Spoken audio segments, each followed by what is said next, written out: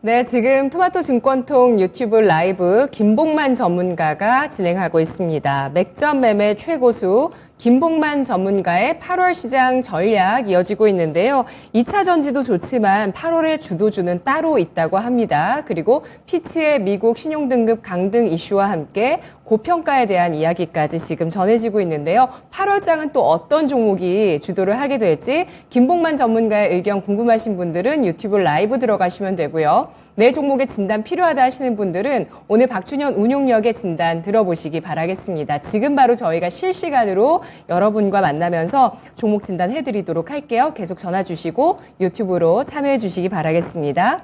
먼저 첫 번째 전화 주신 분 시청자분이십니다. 안녕하세요. 시청자님.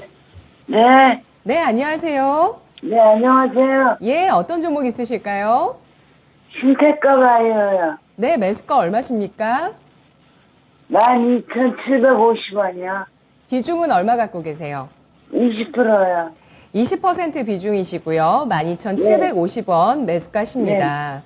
오늘 장중에 10%, 14,000원 넘어가면서 10% 수익이 났다가 약간 수익이 둔화되면서 마감됐고, 신테카바이오는 어제보다 9.7%가 상승한 13,680원 선 기록했습니다. 시청자님, 언제쯤 매수하셨나요? 네? 언제 매수하신 종목이실까요? 요즘에 했어요. 네, 얼마 안 되셨다고요? 네. 예, 이 종목 궁금하신 점 있으실까요? 이게 어디까지 갈지 그게 궁금해요. 네, 알겠습니다. 일단 수익 축하드리고요. 신테카바이오 얼마까지 갈지 전략 세워드릴게요. 운용령님. 네. 예. 이 종목이 최근에, 이제 바이오 종목들이 최근에 꿈틀거리고 있지만은 가장 먼저 움직였던 주식입니다. 저도 이 종목 좀 관심용으로 넣고 좀 보고 있었던 주식인데, 바이오 매매를 안 한다 하더라도, 이 종목이 보시면 6월 달부터 주가가 이제 10,000원대에서부터 해가지고 움직이기 시작을 했어요. 올라갔다 잠시 조정받고, 최근에 이제 바이오 제약주들이 약간 꿈틀거리면서 이 종목도 다시 이제 추가 상승을 시도하고 있는 쪽인데, 예산은 이제 AI 기반의 아마 플랫폼을 기반으로 하고 있는 그렇듯 신약 개발 회사인 걸 알고 있고요. 최근에 보면 공시 내용으로 보게 되면 미국의 이제 바이오 기업과 업무 협약을 통해 가지고 항암 신약 개발을 좀 추진한다. 뭐 그런 것도 주가에 모멘텀 작용한 것 같고요. 그다음에 예사가 최근에 이제 예사가 주가 올린 것 자체는 제가 이런 부분도 있어요. 최근 이제 바이오 기업들이 올해 하반기 내지는 지금 자금 조달 때문에 전환사채라든가 물량들이 일단 소화를 해야 되거든요. 자금 여력이 안 된 회사들 같은 경우는 그런 물량을 좀 소화를 해야지 또 추가적으로 전환사채를 발행을 통해 가지고 자금 조달을 할 수가 있기 때문에 예사가 보시게 되게 되면 7월 27일 날 또 전환사채 100억을 발행을 했거든요. 3호 사채라고 좀 봐야 될 것 같은데, 근데 예사가 또 최근에 보시게 되면 또 기존에 발행했던 전환사채가 있어요. 아마 공시시절에 들어가 봤더니 3월 말 기준에 가지고 약 250만 주 정도가 전환 가격이 한 9,400원 정도 기준으로 해가지고 250만 주 물량이 있는데, 그 물량을 지금 주가가 올라가면서 소화를 하고 또 소화가 되다 보니까 또 전환사채를 또 추가적으로 발행을 좀 하고 있는 쪽이거든요. 이렇게 전환사채를 발행을 통해 가지고 자금 조달이 되는 기업들은 그럭저럭 괜찮습니다. 근데 이제 전환사채 3호 같은 게 자금 조달 안 되는 기업들 같은 경우는, 적자나는 기업들 같은 경우는 어려워질 수가 있거든요. 그래서 바이오 종목도 최근에 꿈틀거리고 있는 쪽인데, 이 종목이 이제 그런 행사예요. 예사 보시게 되면 매출액은 없거든요. 거의 뭐 매출액 보시게 되면 예사가 2019년도에 상장을 하면서 내세웠던 것 자체가 2022년도에 320억 정도 영업이익을 낸다고 그랬어요. 근데 거의 뻥인 거죠. 전혀 지금 예사가 보시게 되면 2019년도부터 200억 적자 났고, 2020년도도 65억 적자 났고, 2020년 148억, 작년도 45억 정도. 매출액은 거의 없으니까 10억도 안 되는 거고, 1분기 때 매출액도 318만 원 정도밖에 안 될 정도로 거의 매출액은 없어요.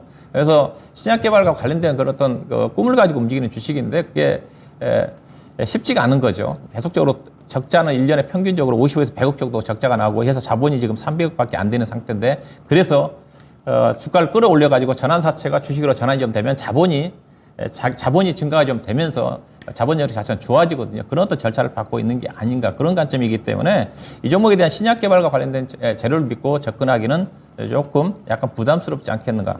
왜냐하면 보시다시피 거의 지금 연간 100억 정도 계속 적자거든요. 앞서 얘기했다시피 2019년도에 상장을 하면서 300억 이상의 영업이익을 낸다는 회사 자체가 계속 적자가 누적되고 있으니까 이 회사가 내세우는 비전 자체를 믿기가 쉽지 않는 거죠. 그래서 계속 또 전환사채가 전환이 좀 되면서 물량이 증가되고 또 전환사채 발행이 좀 되면 계속 유통 물량만 증가되면서 주주 가치는 희석되는 그런 부분이라 좀 봐야 될 것 같고요. 그래서 최근에 주가 자체는 그런 우려감 자체, 전환사채가 발행이 됐다는 안도감, 그다음에 주식으로 전환이 좀 되면서 자본이 좀 증가가 좀 되면서 당장은 예사가 자본 잠식 우려는 없다는 그런 또 우려감 때문에 주가가 움직임이 전개된 게 아닌가 그렇게 좀 보시면 될 것 같고요. 우리 시청자님 보니까 약간 연세가 있으신 것 같아요. 이 정도까지 장기 투자는 하지 마시고요. 현재 흐름을 봐서는 추가적인 상승 여러 개 있을 것 같습니다. 가장 먼저 움직였던 주식이기 때문에 일단은 기술적으로 본다 하더라면 이 정도까지는 상승 여러 개 있을 것 같아요. 일단은 작년도 있고 3월 달에 형성됐던 3월, 4월 달에 형성됐던 가격대가 16,000원대 정도, 언저리 정도 좀 되는데 종가상으로 본다 한다면 대체적으로 15,000원, 5,600원 정도가 좀 나오거든요. 최근에 주가 자체도 지난 7월 24일, 5일 정도 좀 되죠. 이 가격대가 15,600원 정도 좀 되는 거니까. 그래서 매도 목표 자체는 15,000원 정도 넘어간 수준, 15,400원 정도에서 매도 목표를 잡고 대응하는 전략 필요하지 않겠는가? 그 정도로 좀 말씀 좀 드리도록 하겠습니다. 네, 신테카 바이오 전략 나왔습니다. 우리 시청자분 전화는 지금 끊어진 상태지만 TV로 보고 계시겠죠? 자, 바이오주 가운데서 가장 먼저 움직인 종목 신테카 바이오입니다. 다만 실적보다는 꿈으로 움직이고 있는 종목이고요. 적자 이어지고 있는 가운데 전환사채 최근에도 발행을 했지만 자본을 계속해서 조달 중인 바이오주라고 보실 수가 있습니다. 신약 개발 재료 미끼는 부담스러운 상황이어서 목표가는 반등할 때 15,500원 선에서 매도하자는 전략 제시됐습니다. 다음 시청자분은 유튜브에서요. 동현 김님께서 SPG 가지고 와주셨습니다. 31,000원에 매수를 해주셨고요. 비중은 5% 있으신데요. 오늘 종가는 32,000원에 마감되면서 2.56% 상승을 했죠. 이분께서는 장기 투자를 하고 싶어 하십니다. 6만 원까지 가능할지 질문 주셨는데요. SPG 진단해 보겠습니다. 운용형님. 예, 뭐 예산은 이제 뭐 감속기 회사지 않습니까? 로봇 관련해 가지고. 근데 예산은 이제 감속기 회사 중에서 그 실적이 따라주는 회사예요.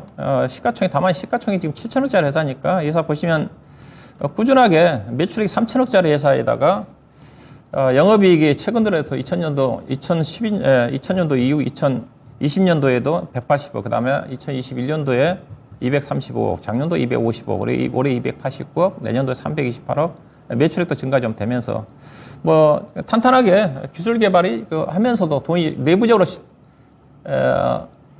현금을 창출할 수가 있기 때문에 안정적으로 뭐 충분히 향후에 어떤 로봇 시장 진출 국면 쪽에서 감속 시장과 관련해 충분히 경쟁력을 확보할 수 있는 그런 어떤 잠재력은 있다고 좀 봐요. 다만 이 종목이 로봇 관련 감속기 쪽에다 매출 비중 그렇게 좀 많지 않은 쪽인데 시가총액 매출액 자체가 4천억 가까이 되거든요.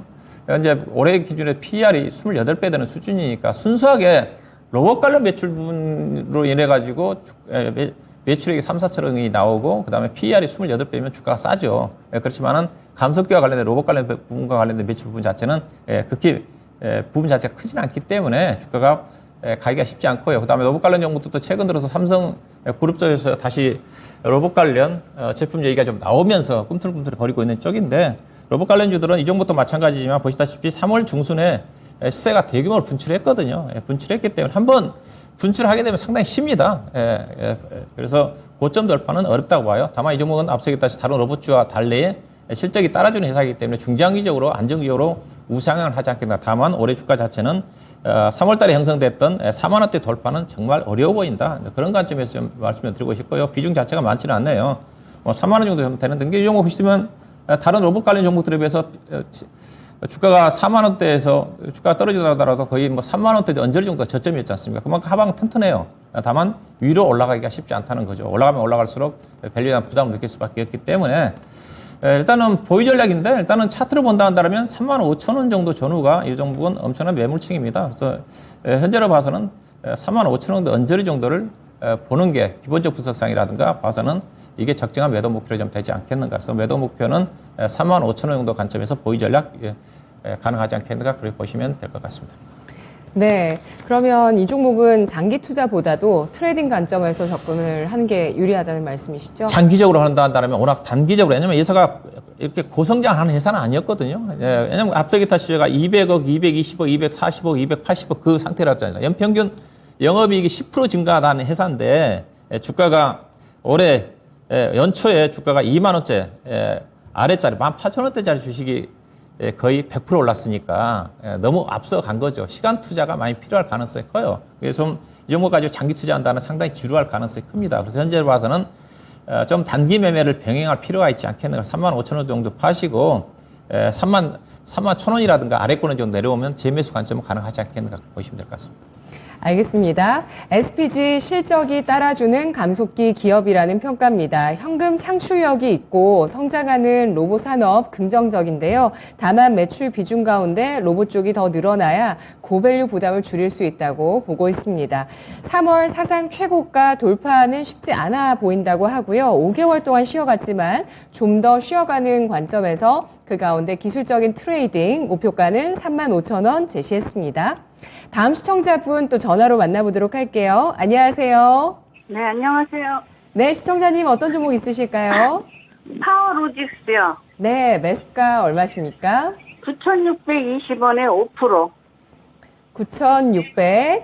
20원. 20원에 5% 비중 갖고 계십니다. 네네. 네, 시청자님 테마에 또 편승을 해보셨나요?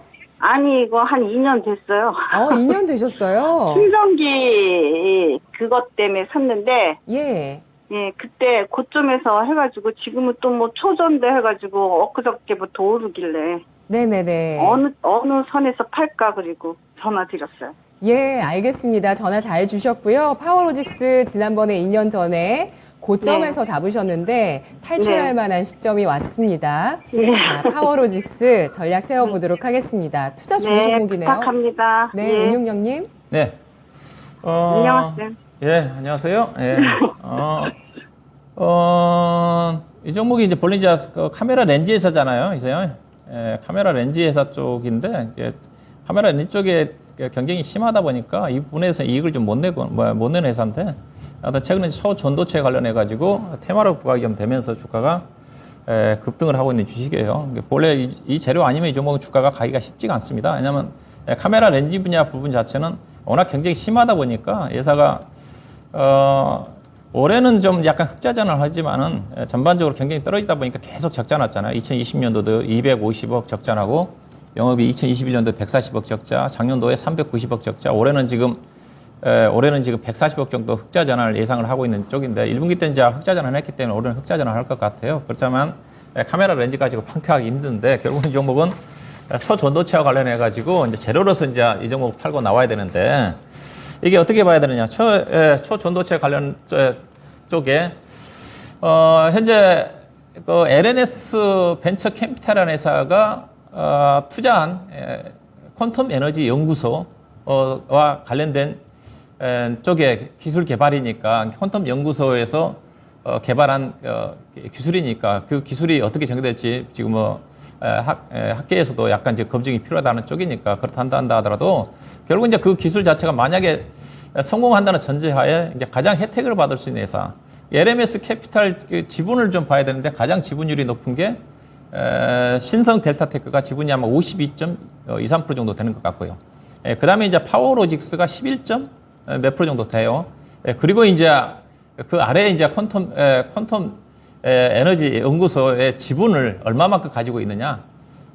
신성 델타테크가 가장 많습니다. 9.45% 정도 좀 되는 것 같고, 파워로직스는 그보다도 훨씬 적어요. 이게 실질적인, 신성 델타테크 같은 경우도, LNS 벤처 캐피탈 지분을 50% 갖고 있으니까 실질적으로 관련해가지고, 퀀텀 에너지 연구소 지분율은 약 많이 떨어지겠죠. 4% 정도. 그렇게 본다면 파워로직스 지분율 자체는 한 2%밖에 안 됩니다.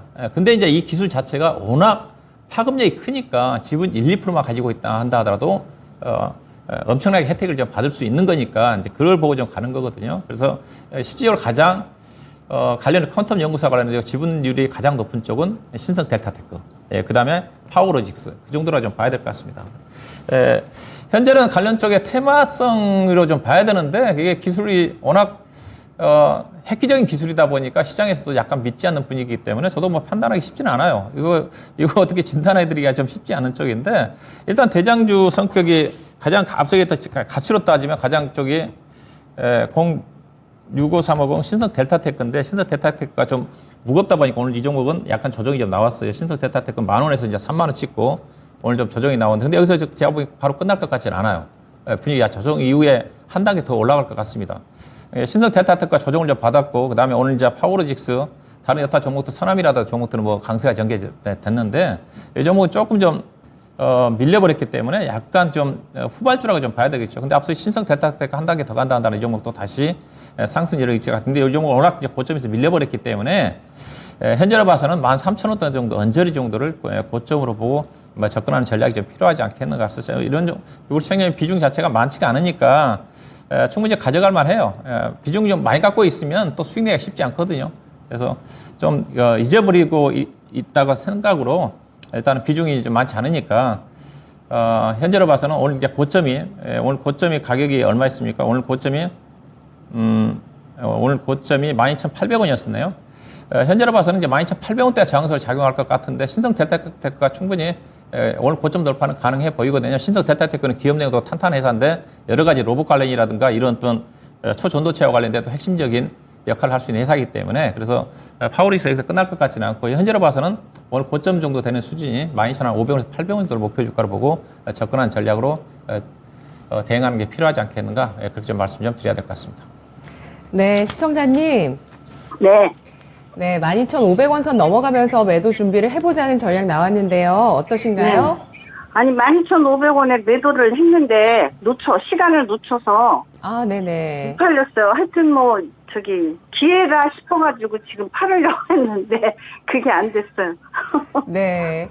자, 다시 한번 매도할 수 있는 기회가 올 거라고 말씀을 네. 해주셨고요. 네네. 네, 감사합니다. 네, 고맙습니다. 네, 제가 한 감사합니다. 가지 더 여쭤보도록 할게요. 은용영님, 네. 이게 초전도체에 대한 기술을 검증을 하고 있거든요. 네, 그렇죠. 그래서 이 결과가 뭐 빠르면 일주일 내외 안으로 나온다고 하더라고요. 네. 나오면 우리나라가 이렇게 노벨상감이라고 그러지 않습니까? 노벨상감이고 정말 그 뭐 사우디 어디든지 모든 돈 많은 분들이 다 돈 싸들고 와서 투자할 만한 기술이라고. 네, 근데 앞서 얘기했다시피 이제 관련 기업들이 지분율이 워낙 낮거든요. 앞서 예. 벤처 캐피탈을 통해서 지분을 갖고 있기 회사이기 때문에 신성 델타테크라든가 파워로직스가 그리고 실질적으로 이제 펜톤 연구소와 관련된 지분율이 더 떨어지니까 그에 따른 수익관계 부분 자체는 검증을 좀 해봐야 되겠죠, 이제. 근데 앞서 얘기했다시피 쉽게 끝날 것 같지는 않아요. 그래서 내일 다시 상승 시도할 것 같은데 이런 종목 비중 많지 않으면 좀 가져가보는 전략도 가능합니다, 있어요. 네. 알겠습니다. 퀀텀 에너지 연구소가 세계 최초로 상온 상압에서 초전도성을 가지는 물질을 개발했다라는 이론을 발표했고요. 이에 따라서 어제 우리나라에서는 한국 초전도 저온학회에서 검증하겠다라는 발표를 냈습니다. 그리고 뭐 국내외에서 다 지금 이 기술에 대해서 검증하겠다고 하고 그에 대한 결과가 나올 텐데요. 파워로직스 카메라 렌즈 경쟁이 심화되고 있는 가운데 초전도체 테마로 부각됐습니다. 파워로직스 LNS 벤처캐피탈을 통해서 퀀텀 에너지 연구소의 지분을 갖고 있는 기업인데요. 13,000원 부근의 목표 주가까지 제시했습니다. 다음 시청자분 만나보도록 하겠습니다. 계속 여러분 실시간으로 종목 주시면 저희가 진단해 드리도록 하겠습니다. 다음 시청자분께서는 유튜브에서 와주신 분이시고요. 수진배님께서 현대차 208,000원에 20% 비중 가지고 계십니다. 진단 부탁합니다. 라고 글 남겨주셨는데요.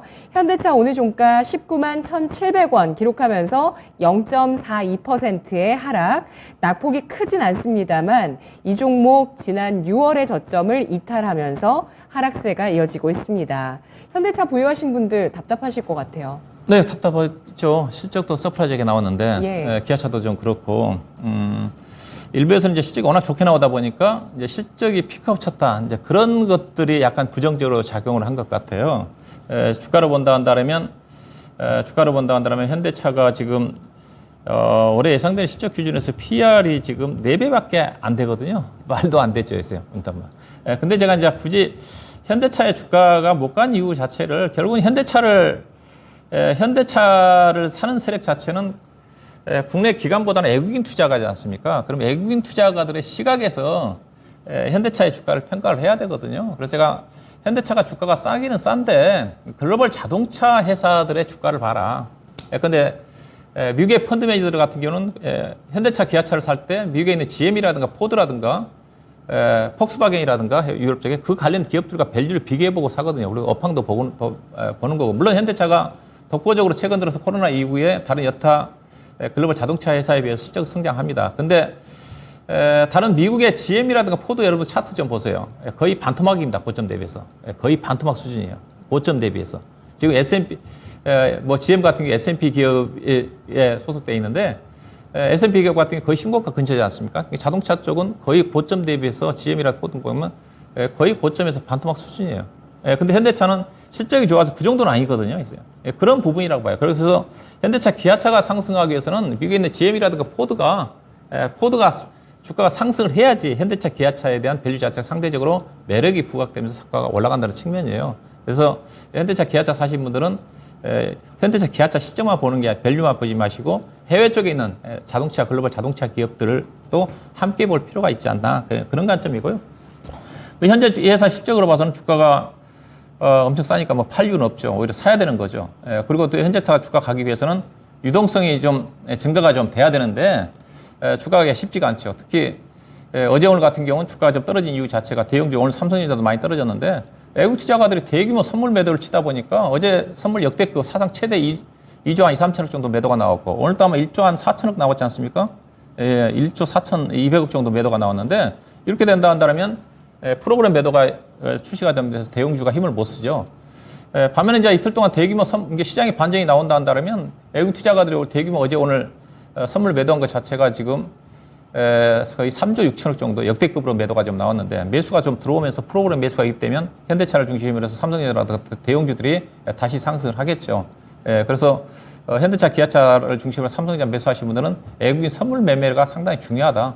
선물 매수가 들어오면서 국내 기관 투자가들 증권사를 중심으로 해서 프로그램 매수가 유입되면 다시 주가는 우상향하지 않겠는가. 현재 현대차의 밸류로 봐서는 주식을 적극적으로 사야 되는 쪽이죠. 다만 유동성이 안 좋아서 주가 못 가고 있는 그런 부분이기 때문에 결국은 대형주가 상승하기 위해서 외국 투자가들 사면서 국내에 개인 투자가들도 수급이 좋아져야 되는데 개인 투자가들의 고객 예탁금이 최근에 58조 원 정도까지 올라갔다가 다시 떨어졌거든요.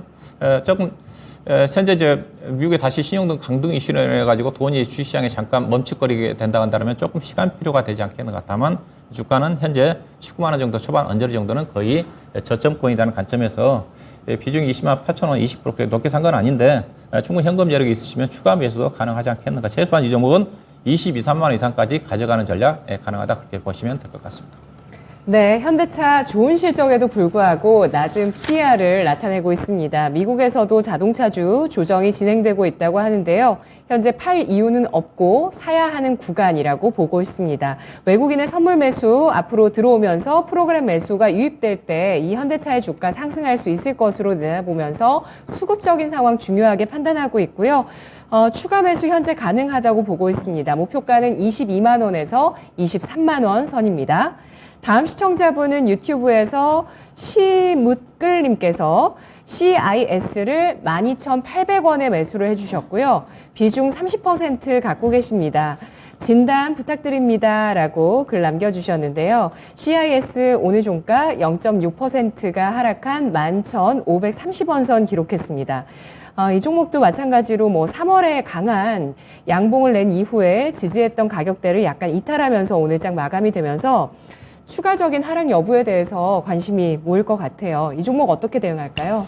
네, 장비 종목 쪽에 본래 옛날에는 잘 나갔던 회사인데 요즘 다른 여타 장비 종목들에 가려서 특히 하나기술이라든가 요즘 PNT도 잘 나가고 있고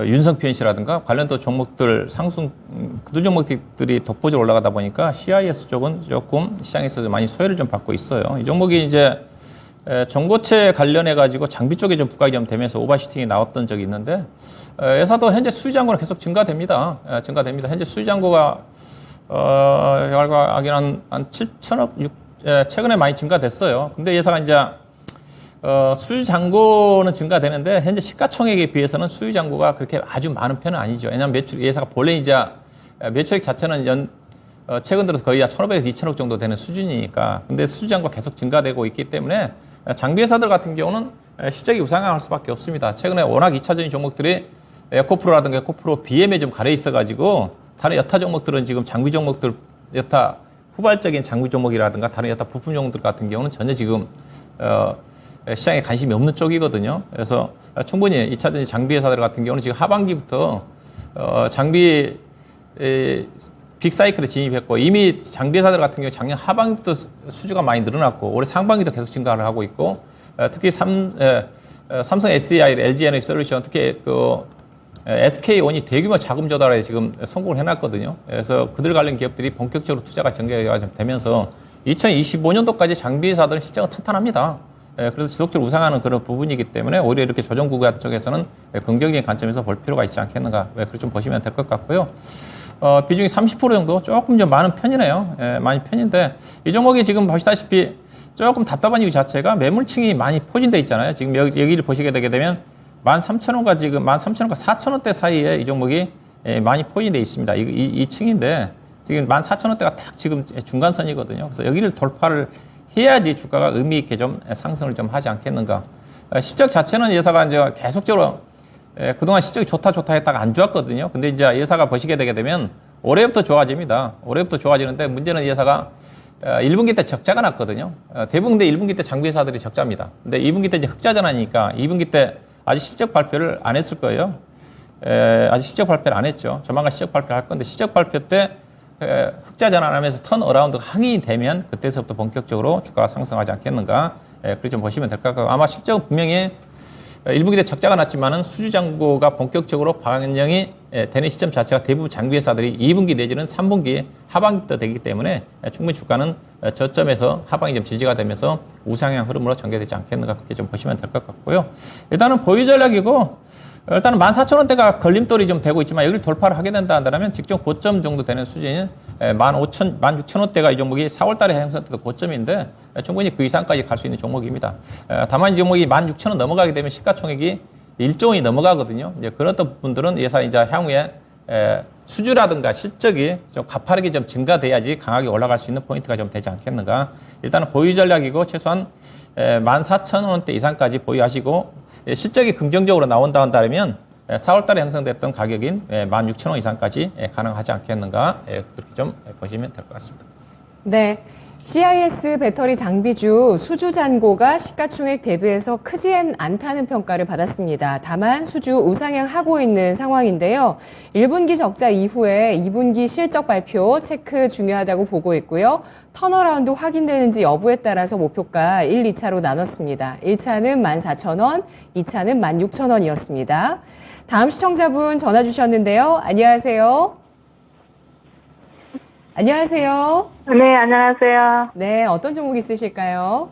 네, 버스코 인터내셔널이에요. 예, 매수가 얼마십니까? 88,000원에 10%야. 88,000원에 10% 비중이십니다. 네. 네, 매수하신 이후에 약간 수익이 나셨다가 좀 밀려났네요. 아우, 막 들어가는 날에 막 흘러내려가지고 아, 그러셨군요. 못 팔았어요. 예, 혹시 8월에 매수를 하셨나요? 한 3일 됐는 것 같아요. 아, 그러신 것 같아요. 네. 예, 매수하시고 나서는 조정이 곧이어 나왔습니다. 아니, 88,000에 매수하니까 9만 얼마에 산 갔거든요. 네네. 그 질로 막 다 흘러내리뿌대요. 네, 그러셨네요. 예. 궁금하신 점은 어떤 점이실까요? 이거 어떻게 해야 되는지 궁금해서요. 예, 알겠습니다. 오늘 포스코 인터내셔널은 3.4%가 하락하면서 82,100원에 마감됐습니다. 네, 시청자분께서 손실 약간 입고 계시는데요. 고점 매수했기 때문에 부담이 크실 것 같아요. 전략 제시해 주시죠.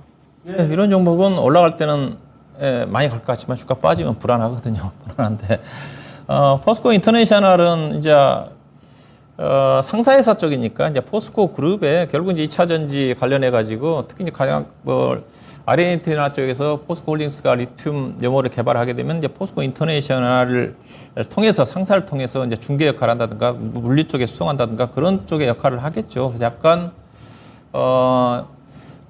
약간 그 실적에 영향을 좀 받을 수가 있겠죠. 근데 크게 부분은 없을 거예요. 여사가 상사 쪽과 관련된 자원개발 쪽인데 여사가 직접 염호라든가 리튬 광산이라든가 투자를 했으면 엄청난 허재가 좀 되겠지만은 현재 포스코 그룹의 리튬과 관련된 부분 자체는 포스코 홀딩스가 지분을 갖고 있기 때문에 포스코 인터내셔널이 받는 수혜 부분 자체는 결국은 상사회사니까 물류 유통과 관련해 가지고 이제 중개 역할 쪽에 그런 어떤 약간 커미션, 원래 상사회사들이 그런 쪽이거든요. 무역 중개를 대행을 해주고 대부분 이제 그룹사들 거겠지만 일반 기업들 같은 경우 해주면서 약간의 수수료를 먹는 그런 또 구조거든요. 근데 일부 이제 상사회사들이 자원개발 쪽에 많이 진출해 있고 포스코 인터내셔널 같은 경우도 미얀마의 가스전이라든가 그런 어떤 부분도 있어요. 또 실제로 예산은 이번 실적이 좀 발표했는데 영업이익이 아마 3,200~300억 나와가지고 아마 분기 최대 실적이 나왔을 겁니다. 이게 실적이 따라주는 회사예요. 올해 연간 영업이익이 아마 1조 2, 3천억이 넘어갈 겁니다. 올해 현재 전망치가 1조 2천억 잡혀져 있거든요. 작년도 9천억, 2021년도 5,800억, 작년도 9천억, 올해 1조 2천억, 내년도는 1조 2천억으로 잡혀져 있는데 근데 예산을 어떻게 봐야 되느냐? 이게 포스코 그룹들이 올라가면서 다 같이 가는 거니까 실질적으로 가장 수혜주 자체는 포스코 홀딩스고요. 리튬 때문에 가는 거니까. 그 다음에 이제 수직 계열화로 혜택을 받을 수 있는 회사가 양극재 회사인 포스코 퓨처엠입니다. 사더라도 포스코 홀딩스를 사야 된다고 봐요. 이제 그러면 포스코 인터내셔널 어떻게 좀 봐야 되느냐? 결국 이제 포스코 홀딩스가 가게 되면 따라가는 쪽이거든요. 따라가는 쪽인데 왜냐면 포스코 홀딩스 같은 경우는 여전히 자산 가치 정도에 되는 수준이기 때문에 더 갈 수 있는 여력은 있습니다. 근데 포스코 인터내셔널 같은 경우는 지금 PER 단위로 해서 7~8배까지 올라가 있거든요. LX 인터내셔널 같은 경우는 지금 6배, 7배 정도 되는 수준이니까 많이 올라와 있어요. 그래서 이거는 저는 결국 이제 포스코 홀딩스라든가 그러니까 포스코 퓨처엠이 꺾이지 않느나 이 정도 쉽게 꺾이지는 않겠지만 만약에 포스코 홀딩스가 조정이 나오면 가장 먼저는 아니지만은 먼저 조정이 나올 수 있는 그런 또 종목이라고 좀 보시면 될 것 같고요. 그래서 이거는 저는 팔아야 된다고 봐요. 그래서 추가 상승 여력보다는 오히려 파셔가지고 산다는 포스코 홀딩스라든가 포스코 퓨처엠이 자체가 유리하지 않겠는가 그런 안점이시고 비중이 한 10% 정도 좀 되는 수준인데 뭐 약간 좀 수익 구간인데 일단은 현재 흐름 봐서는 바로 밀릴 것 같지는 않아요. 여전히 2차전지 관련 종목들이 당분간 제가 보기에는 쉽게 꺾일 것 같지 않은 분위기거든요. 그렇지만 이 종목이 10만 원을 돌파하기는 좀 어렵다는 쪽이기 때문에 일단 우리 시장에 주가 잠깐 밀리니까 좀 불안하게 이렇게 생각하고 계시지 않습니까? 그러면 주가 수익 못 냅니다. 그러면 적정하게 오른 수준에서 수익 내고 나오는 전략이 좀 필요해요. 이 종목이 이제 96,000원대까지 갔는데 결국 아무래도 이제 10만 원대 장을 좀 받을 수밖에 없거든요. 그래서 일단 96,000원도 언저리 정도에서 매도하고 나오시고요. 만약에 산다 한다면 지금 62등 평균선 올라간 가격대가 아마 6만 아마 7~8,000원 정도까지 아마 올라갈 것 같은데 이 정도 6만 6,000원이라든가 내려오면 그때 정도는 약간의 어떤 리스크가 좀 방어되는 수준이 좀 되지 않겠는가. 그래서 일단 목표 주가는 96,000원 정도 목표를 좀 보시고 또 주가 좀 많이 올라왔기 때문에 최근에 저점 78,000원도 이탈하시게 되게 되면 약간은 손절도 좀 고려해 볼 필요가 있지 않겠까. 그리고 난 다음에 66,000원대 정도 언저리 내려온다 한다면 다시 진입하는 그런 전략이 필요하지 않겠는가. 그렇게 좀 말씀 좀 드려야 될 것 같습니다. 네, 손절가는 78,000원. 네, 짧게 접근하시고 그러면 이 종목이 아마 67,000원까지 내려올 수가 있거든요. 그 이탈하게 되게 되면. 네네. 시청자님 어떠신가요? 네네. 네. 어떠실까요? 손절가가 78,000원이요? 네네. 네, 알겠습니다. 네, 고맙습니다. 네. 네, 포스코 인터내셔널 종합상사기업 비즈니스 모델 커미션 사업입니다. 양환 실적은 긍정적인데 일단 핵심은 포스코 홀딩스 그리고 차선호주로 포스코 퓨처엠, 포스코 그룹주의 후발주자 역할을 하는 포스코 인터내셔널이라는 평가를 받았습니다. 밸류에이션 부담 상존하고 있는데요. 매도 의견 96,000원의 목표 주가, 손절가는 78,000원 제시했습니다. 자, 이렇게 해서 여러분의 종목들을 쭉 진단해 드렸습니다. 이제 내일장의 전략 알아보는 시간인데요. 요즘 정말 변동성이 엄청나고요. 또 선물시장에서 이렇게 외국인의 역대급 수급이 일어나면서 매도, 매수 오가고 있습니다. 매도에 좀 더 기울어 있죠. 어떻게 대응할까요? 네, 일단은 신용등 강도 이슈 자체는 시장에서 대부분도 그렇게 예상하고 있듯이 단기 이슈라고 봅니다. 그래서요. 추세적으로 하락으로 연결된다든가 뭐 그럴 가능성은 저는 많지 않다고 보고 있는 쪽이고요. 단기적으로 다만 약간 주가의 변동성이 나올 수가 있는데 대체적으로 2,600포인트 사이의 등락 구간이고요. 저는 개인적으로 주가가 떨어진다 한다 하더라도 2,560포인트 정도는 지지가 좀 된다. 그리고 현재로 봐서는 21동 평균선이 대기하고 있는 선이 이제 61선이죠. 2,580이고 그 다음에 지금 122동 평균선이 2,520포인트고 2,520포인트 자체는 지난번에 주가가 떨어질 때 2,516포인트 저점이 나왔던 쪽이거든요. 예, 그렇게 좀 보시면 될 것 같고 시장의 흐름 자체가 지금 약간 이제 추이를 봐야 되는 것 자체가 오늘 또 시장이 하락한 이유 자체가 외국인 선물이지 않습니까? 어제 외국인 투자가 앞서 얘기했다시피 2조 2, 3천억 정도 선물이 뭐 사상 최대 하루 단위 매도가 좀 나왔고 오늘 또 지금 1조 4천억 정도 좀 매도가 나왔으니까 본래 외국인 투자가들이 선물을 판다는 것 자체는 앞으로 현물도 더 판다는 의미로 해석될 수가 있는 거거든요. 근데 제가 보기에는 네. 현물을 팔 것 같지는 않아요.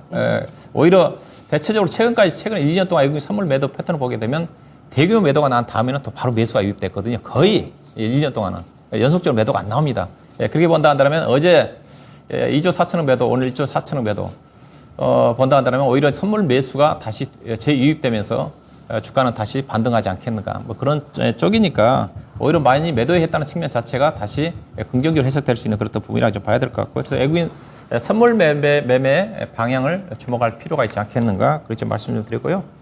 시장이 반등이 나오면 뭐가 나오느냐. 일단은 앞서 얘기했다시피 코스피는 외국인 선물이 매수가 들어오면서 주가가 올라가기 때문에 대형주입니다.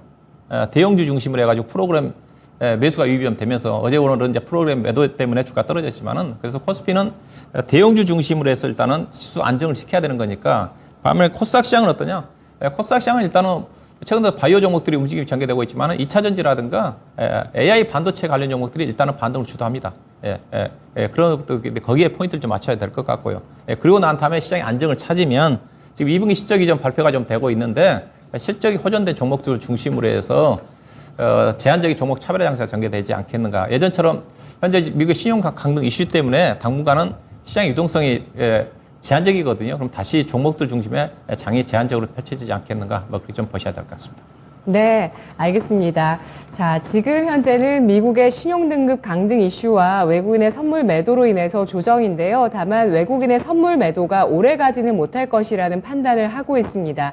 이 가운데서 코스피는 외국인의 선물 매수가 들어오면서 올라갈 경우에 대형주 위주의 상승, 코스닥은 배터리 반도체, 이 주도주 위주의 반등 예상하고 있고요. 그 가운데서 종목별 장세에서는 실적 호전 관련주 가운데서 차별화 장세 예상을 하고 있습니다.